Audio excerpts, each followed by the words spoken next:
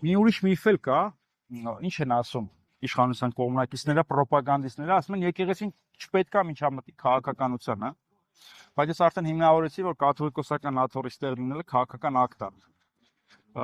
Ինքնին եւ ընդհանրապես սա հայ քաղաքական մտքի մոլորությունն է 19-րդ դարից սկսած, Ռաֆիից, Միքայել Նալբանդյանից, մեր հայ առաջադեմ շրջանակները, չգիտեմ,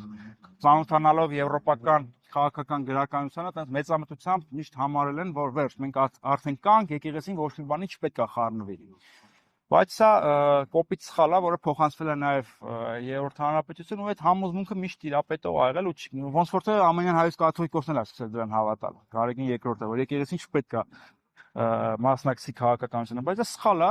որտեղ մենք ասում ենք, որ հայ առաքելական եկեղեցին այս պետության փայատերերից մեկն է, ինքը սովորական կրոնական կազմակերպություն չի, եւ հայ առաքելական եկեղեցին չէր կարող լուր մնալ, երբ որ Արցախը հայաթափվում էր։ Հայ առաքելական եկեղեցին չի կարող լուր մնալ,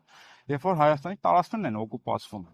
եւ ուզում են անկլավներ հանձնեն եւ այլն։ Եթե հայ առաքելական եկեղեցին այս պայմաններում չխոսար, ուրեմն ինքը չէր տարբերվի կյանքի խոսքից։ Օրինակ Եհովայի վկաների կառույցը չի դատապարտում, որ եկեղեցի են քանդում Ստեփանակերտում, Մայր աթոռը դատապարտում է։ Նիկոլ Փաշինյանն ուզում է, որ Մայր աթոռը չդատապարտի։ Բայց մենք իրենցից այդպեսի ակնկալիք չունենք։ Մենք ակնկալիք ունենք այս